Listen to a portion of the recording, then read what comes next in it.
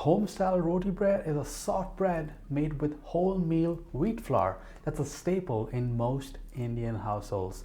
It's so easy to make, versatile choice to serve with curries and lentils. And stay till the end of the video. Don't skip around so you can see each tip and trick, each technique needed to get these breads perfect, puffy every single time to serve fresh and warm. Let's get started. This bread is really like a staple, like lentils or rice in India, and it's one of the most common types of breads you would find at most Indian homes.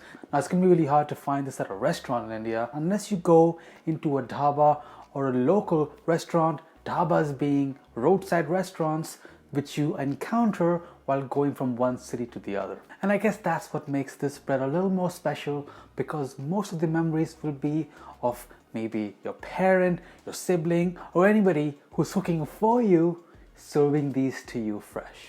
So you want to start by adding some of your atta flour into a large bowl or your KitchenAid mixer, and then start adding some lukewarm water. I find that adding water that's not ice cold helps to knead a softer and more pliable dough.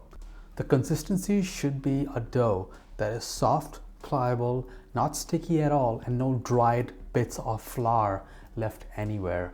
And just roll that into a ball. It should be smooth all the way throughout on the exterior side, and then just put some plastic wrap or a damp paper towel on the top and just let this dough rest for at least 10 to 15 minutes so that it becomes easier to roll this out. Okay, now it's time to start making our individual dough balls and start rolling out some discs. So I have spread some of that atta or wholemeal wheat flour on my work surface. You can even use a marble disc to roll your roti breads, and then just divide it into some small dough balls and leave the rest of the dough covered. We don't want it to dry out. Now you want to make it into a smooth ball with the palms of your hands rolling against each other, and it should look kind of like this. It doesn't have to look perfect. Now just coat this in the flour. This is an optional step because technically you can use ghee and then make paranthas, but that's a whole different story. For rotis, you want to keep it simple. That flour is going to prevent it from getting sticky when we are working with it.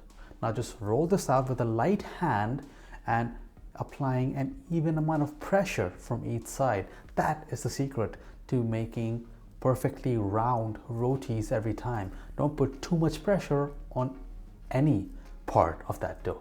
A light hand and you'll have a dough that looks kind of like this, and I'll show you the thickness in just a second here. So as you can see, the dough is not super thin. It has a bit of a heft, and you want to leave a little bit of thickness. I would say about a 1/16 of an inch, maybe an 1/8 between that, just so that when we do want to puff it, when we put that on the direct heat or over the wire rack to puff it against the induction heat, it has that extra space to make those two layers. Now this is a tawa pan that I've been heating on medium heat, and I have a wire rack right next to me. And we're using that tawa pan to lightly roast the roti on each side.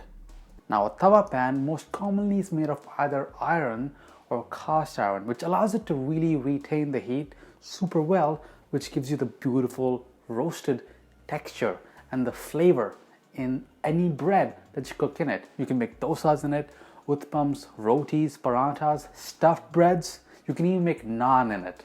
Now once your roti bread has some light brown spots on each side, put the wire rack over your burner and then put that bread on the wire rack and let that puff. Use tongs, I would really recommend it. Don't burn your hands on this, please.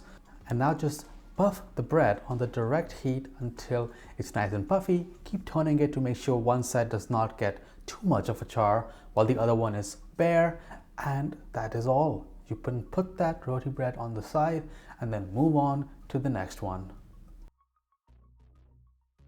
Now, what if you already have a cast iron pan? Do you need the tawa? No, you don't. You don't. But if you don't have one, or if you maybe want something that's more portable, lighter, doesn't take that much space as a heavy cast iron pan, then you can check out the link down below for a cheap tawa pan, which is going to be great for your day-to-day bread needs. Now for me, it's like a game of percentages. Every time you want to make a bread, there's this one where you have to puff it to really make it perfect, to really make it the puffy the right way. There'll be a few odd ones that will not puff completely, but the game is how many percentage can you increase your number by based on your last number. So this is your first time making it and none of them actually puffed. Good. Maybe the next time you'll get 1%, maybe then 10, then 50, then 100. All you have to do is keep practicing and you will get there.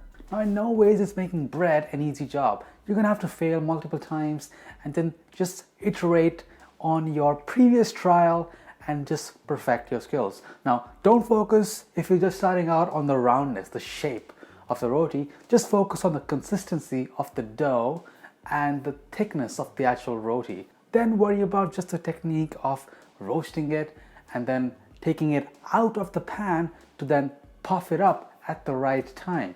If you roast it too long on the pan, it might be too hard and too cooked for it to then puff up. And if you do it too early, then you may not get a full puffed up roti because the dough is still kind of undercooked, and you may get extra char on the bread if you go too early.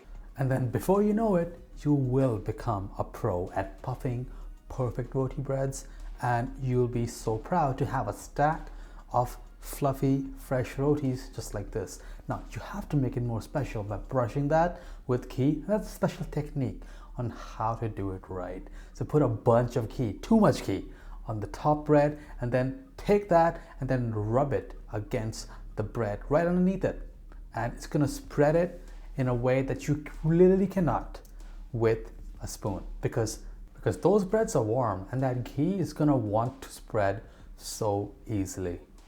Now I share some more tips and ways to make cooking more fun in my Make Cooking Fun guide, and I'll link that down below, so go ahead and check it out, and I hope that pushes you to just remove all barriers and try this recipe. And I'll be serving this with some potato and keema curry, chicken keema, and it's going to be a great combination. Now I want you to share this recipe with anybody who wants to start making breads at home, and this is a really great basic bread with quite a bit of techniques, which is going to be really fun for you to learn. Now, if you want more techniques just like this, you want to learn more restaurant style dishes, you want to learn home style dishes, be sure to hit subscribe, hit the bell icon, and if you want a vegetarian curry with your bread, check out this potato and cauliflower aloo gobi dry curry. I'll see you in the next one. Bye guys.